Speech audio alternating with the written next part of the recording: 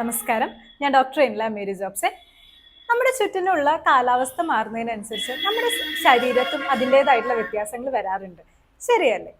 കുറച്ചും കൂടി ചൂടുള്ള കാലഘട്ടമാണെങ്കിൽ നമ്മൾ നന്നായിട്ട് വിയർക്കും. ഓയിലി സ്കിൻ ഉള്ളവരാണെങ്കിൽ അവർക്ക് ആ ഒരു ഓയിൽ പ്രൊഡക്ഷൻ വളരെയധികം കൂടുന്ന ഒരു ടൈം കൂടിയാണ്. നമുക്ക് നല്ലപോലെ ദാഹം അനുഭവപ്പെടും. അങ്ങനെ ഒരുപാട് വ്യത്യാസങ്ങളുണ്ട്. ഇപ്പൊ പൊതുവെ ഒരു ഡിസംബർ ജനുവരി കാലഘട്ടം എന്ന് പറയുന്നത് നല്ല തണുപ്പുള്ള ഒരു സമയമാണ്. ആ തണുപ്പുള്ള സമയത്താണെങ്കിൽ അതിലും നമ്മുടെ സ്കിന്നിന് നല്ല വ്യത്യാസങ്ങൾ വരുന്നുണ്ട്. സ്കിന്ന് കുറച്ചും കൂടി വരണ്ട് തുടങ്ങും. ഡാൻഡ്രഫ് ഒക്കെ ആണെങ്കിൽ നന്നായിട്ട് കൂടുന്ന ഒരു സമയമാണ്. നമ്മുടെ ചുണ്ടുകളൊക്കെ വരണ്ട് പൊട്ടാനായിട്ട് തുടങ്ങും. പൊതുവെ കുറച്ച് ശരീരം വേദനയുള്ള ആൾക്കാരാണെങ്കിൽ അവർക്ക് വേദനകളൊക്കെ കൂടുന്ന ഒരു സമയം കൂടിയാണ് ഈ തണുപ്പ് കാലം. അപ്പൊ ഈ തണുപ്പ് കാലത്ത് നമ്മുടെ സ്കിന്ന് എങ്ങനെ നമുക്ക് നല്ല രീതിയിൽ കൊണ്ടുപോകാനായിട്ട് പറ്റും? പൊതുവെ ഒരു ഡ്രൈനെസ് ഉള്ള ആൾക്കാരാണെങ്കിൽ, ഡ്രൈ സ്കിൻ പൊതുവെ ഉള്ളവരാണെങ്കിൽ അവർ ഏറ്റവും കൂടുതൽ സഫർ ചെയ്യുന്ന അല്ലെങ്കിൽ ഒരു ഇറിറ്റേഷൻ ഉണ്ടാക്കുന്ന ഒരു ടൈമാണ് തണുപ്പ് കാലം. അവരുടെ സ്കിന്നൊക്കെ കൈയാണെങ്കിലും വിണ്ട് കീറാനായിട്ട് തുടങ്ങും, മൊരി പിടിക്കാനായിട്ട് തുടങ്ങും. പതിയൊന്ന് ചൊറിഞ്ഞു കഴിഞ്ഞാൽ തന്നെ വെള്ളപ്പൊടികളായിട്ട് വരാൻ തുടങ്ങും. അത് മാത്രമല്ല, ഒന്ന് കുളിയൊക്കെ കഴിഞ്ഞു കഴിഞ്ഞാൽ വളരെയധികം ചൊറിച്ചിലായിരിക്കും. ഒന്ന് തോർത്തി കഴിഞ്ഞ് കഴിഞ്ഞാൽ, ഒന്ന് നല്ല അമർത്തി ഒന്ന് തോർത്തി കഴിഞ്ഞ് കഴിഞ്ഞാൽ നല്ലപോലെ നമ്മുടെ ശരീരമൊക്കെ ചൊറിഞ്ഞു വരാനായിട്ട് തുടങ്ങും. അപ്പൊ അതിനെങ്ങനെ നമുക്ക് ഈ ഒരു തണുപ്പ് കാലത്ത് ആ ഒരു ഡ്രൈനെസ് ഒക്കെ കുറച്ച് സ്കിൻ നല്ല സ്മൂത്ത് ആയിട്ട് കൊണ്ടുപോകാനായിട്ട് നമുക്ക് പറ്റും എന്ന് നമുക്ക് നോക്കാം. ഞാൻ ഇതിലൊരു 8 സിമ്പിൾ ആയിട്ടുള്ള നമുക്ക് വീട്ടിൽ തന്നെ ചെയ്യാൻ പറ്റുന്ന 8 കാര്യങ്ങളാണ് ഞാൻ പറഞ്ഞുതരാൻ പോകുന്നത്. അതിൽ ഒന്നാമത്തെ കാര്യം മോയ്സ്ചറൈസർ ആണ്. പ്രത്യേകിച്ച് ഡ്രൈ സ്കിൻ ഉള്ളവര് തണുപ്പ് കാലത്ത് നിർബന്ധമായിട്ടും മോയ്സ്ചറൈസർ യൂസ് ചെയ്യുക. അത് യൂസ് ചെയ്യുന്ന തന്നെ തിക്കായിട്ട് വേണം നിങ്ങൾ യൂസ് ചെയ്യാനായിട്ട്. ഒരു ഓയിൽ ബേസ്ഡ് ആയിരിക്കും. ഒരു തണുപ്പ് കാലത്തേക്ക് വളരെ നന്നായിരിക്കും. ഈ മോയ്സ്ചറൈസർ യൂസ് ചെയ്യാനായിട്ട് ഏറ്റവും ബെസ്റ്റ് ടൈമാണ് ആഫ്റ്റർ ഷവർ, അല്ലെങ്കിൽ നമ്മുടെ കുളി കഴിഞ്ഞതിന് ശേഷം. പൊതുവേ നമ്മൾ കുളിച്ചൊക്കെ കഴിയുമ്പോൾ നമ്മുടെ പോഴ്സ് കാര്യങ്ങളൊക്കെ നന്നായിട്ട് ഓപ്പൺ ആകും. ആ ഒരു ഡെഡ് ആയിട്ടുള്ള സെല്ലുകളാണെങ്കിൽ ഇമ്പ്യൂരിറ്റീസ്, അതായത് അഴുക്ക് കാര്യങ്ങളൊക്കെ നന്നായിട്ട് പോകുന്ന ഒരു ടൈമാണ്. പിന്നെ നമ്മൾ ഒരു കുളിയൊക്കെ കഴിഞ്ഞ് കഴിഞ്ഞാൽ പെട്ടെന്ന് നമ്മുടെ സ്കിന്നിൽ ചെറിയൊരു വ്യത്യാസം, ഒരു ഡ്രൈനെസ്, തോർത്തിയൊക്കെ കഴിഞ്ഞ് കഴിഞ്ഞാൽ ഉണ്ടാകും. അപ്പം ആ ഒരു ടൈമിൽ തന്നെ മോയ്സ്ചറൈസർ അപ്ലൈ ചെയ്യാനായിട്ട് ശ്രമിക്കുക.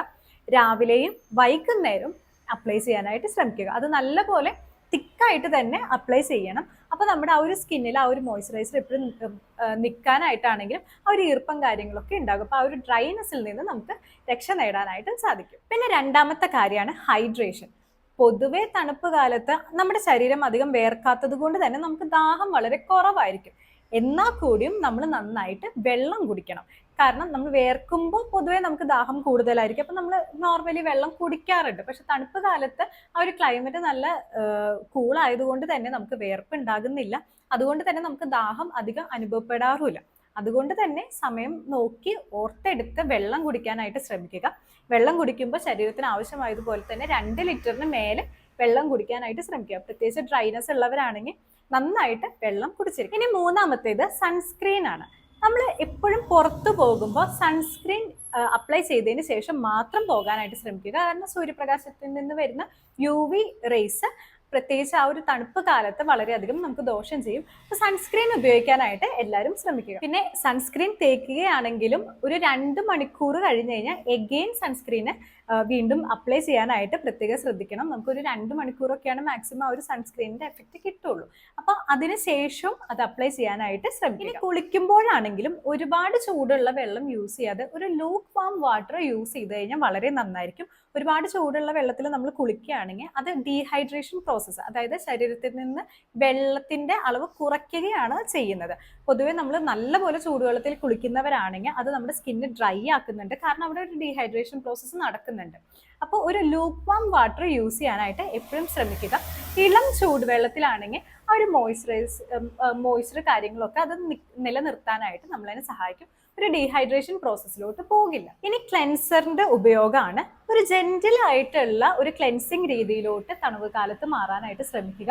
അത് മാത്രമല്ല, പൊതുവെ ഡ്രൈ ആയിട്ടുള്ള സ്കിൻ ഉള്ളവരാണെങ്കിൽ ഹൈഡ്രേറ്റിംഗ് ക്ലെൻസർ ആയിരിക്കും അവർക്ക് കുറച്ചും കൂടി നല്ലതായിട്ട് വരിക. അപ്പോൾ ഹൈഡ്രേറ്റിംഗ് ക്ലെൻസർ തന്നെ നോക്കി മേടിക്കാനായിട്ട് നോക്കുക. നമുക്ക് സ്കിന്ന് തന്നെ പല തരത്തിലുണ്ട്. ഡ്രൈ ഉണ്ടാകും, ഓയിൽ ഉണ്ടാകും, മിക്സ്ഡ് ഉണ്ടാകും, അങ്ങനത്തെ സ്കിന്നുകൾ ഉണ്ട്. അപ്പോൾ ഓരോരുത്തരുടെയും സ്കിന്ന് വ്യത്യാസമായതുകൊണ്ട് തന്നെ പ്രൊഡക്റ്റ് നോക്കുമ്പോഴും നിങ്ങളുടെ സ്കിന്നിന് അനുയോജ്യമായിട്ടുള്ള പ്രൊഡക്റ്റ് തന്നെ ചൂസ് ചെയ്യാനായിട്ട് എപ്പോഴും ശ്രമിക്കുക. അപ്പോൾ ഒരു തണുപ്പ് കാലത്താണെങ്കിൽ ഹൈഡ്രേറ്റിംഗ് ക്ലെൻസർ ആയിരിക്കും കുറച്ചും കൂടി ഹെൽപ്ഫുൾ ആയത്. നെക്സ്റ്റ് എക്സ്ഫോലിയേഷൻ പ്രോസസ്സാണ്. അതായത് നമ്മുടെ ശരീരത്തെ ഡെഡ് ആയിട്ടുള്ള സ്കിന്നുകൾ കളയാനായിട്ട് നമ്മൾ യൂസ് ചെയ്യുന്നത്. പൊതുവെ സ്ക്രബ്ബർ ആണെങ്കിലും എക്സ്ഫോലിയേറ്റർ ആണെങ്കിലും ഒരുപാട് ഹാഷ് ആയിട്ടുള്ളത് യൂസ് ചെയ്യാതെ ഒരു മൈൽഡ് രീതിയിലോട്ട് തണുപ്പ് കാലത്ത് മാറാനായിട്ട് ശ്രമിക്കുക. കാരണം ഒരുപാട് ഹാഷായിട്ട് നമ്മൾ പോകുവാണെങ്കിൽ, ഒരുപാട് എക്സ്ഫോലിയേഷൻ നടക്കുവാണെങ്കിൽ അതും ഒരു സ്കിൻ ഇറിറ്റേഷനിലോട്ട് കാരണമാകുന്നുണ്ട്. പ്രത്യേകിച്ച് ഒരു ഷുഗർ ബേസ്ഡ് അല്ലെങ്കിൽ ഒരു ഹണി ബേസ്ഡ് ആയിട്ടുള്ളതായിരിക്കും കുറച്ചും കൂടി നല്ലതായിട്ട് വരിക. അടുത്തത് ഇനി എന്തൊക്കെ ഭക്ഷണത്തിൽ ശ്രദ്ധിക്കണം. പ്രത്യേകിച്ച് കൊഴുപ്പടങ്ങിയിട്ടുള്ള ഭക്ഷണങ്ങൾ കഴിക്കാനായിട്ട് നോക്കുക. അത് ഡ്രൈ സ്കിന്നുള്ളവരാണെങ്കിൽ അവർ നിർബന്ധമായിട്ടും കൊഴുപ്പടങ്ങിയിട്ടുള്ള ഭക്ഷണങ്ങൾ കഴിക്കുക. നെയ്യ് കാര്യങ്ങളാണെങ്കിലും അതുപോലെ തന്നെ ഒമേഗ 3 റിച്ച് ആയിട്ടുള്ള മത്സ്യം, ഫ്ലാക്സീഡ്, നട്ട്സ് കാര്യങ്ങൾ, നട്ട്സൊക്കെ കഴിക്കുമ്പോൾ സോക്ക് ചെയ്ത് തന്നെ കഴിക്കാനായിട്ട് നോക്കുക. കാരണം ആ ഒരു സോക്ക് ചെയ്ത് കഴിച്ചാൽ മാത്രമേ അത് കറക്റ്റായിട്ട് അബ്സോർപ്ഷൻ നടക്കുകയുള്ളൂ. അപ്പോൾ ആ ഒരു തൊലിയൊക്കെ കളഞ്ഞ് ഒന്ന് സോക്ക് ചെയ്ത് കഴിക്കാനായിട്ട് ശ്രമിക്കുക. അപ്പോൾ ആ ഒരു കൊഴുപ്പുള്ള ഭക്ഷണങ്ങളാണെങ്കിലും ഒമേഗ 3 അടങ്ങിയിട്ടുള്ള ഭക്ഷണങ്ങളാണെങ്കിലും ശരീരത്തെ ആ ഒരു മോയ്സ്ചർ നിലനിർത്താനായിട്ട് സഹായിക്കുന്നതാണ്. അപ്പോൾ ഇത്ര കാര്യങ്ങൾ നിങ്ങളൊന്ന് ശ്രദ്ധിക്കുക. ഇനി ചുണ്ടിൻ്റെ കാര്യത്തിനാണെങ്കിലും കറക്റ്റായിട്ട് ലിപ് ബാം യൂസ് ചെയ്യാനായിട്ട് നോക്കുക. അപ്പോൾ ഈ ഒരു ടിപ്സ് നിങ്ങൾ പ്രത്യേകിച്ച് തണുപ്പുള്ള കാലത്ത് നോക്കി പോവുകയാണെങ്കിൽ നിങ്ങൾക്ക് ആ ഒരു ഡ്രൈ ആയിട്ടുള്ള സ്കിന്നിൽ നിന്നാണെങ്കിലും വരൾച്ച, ഇറിറ്റേഷൻ, ചൊറിച്ചിൽ, ഈ കാര്യങ്ങളിൽ നിന്നൊക്കെ നിങ്ങൾക്ക് രക്ഷ നേടാനായിട്ട് സാധിക്കും. അപ്പോൾ ഈ ഒരു വീഡിയോ നിങ്ങൾക്ക് വളരെ ഉപകാരപ്പെട്ടു എന്ന് ഞാൻ വിശ്വസിക്കുന്നു. This is doctor Inla Mary Jobson signing of.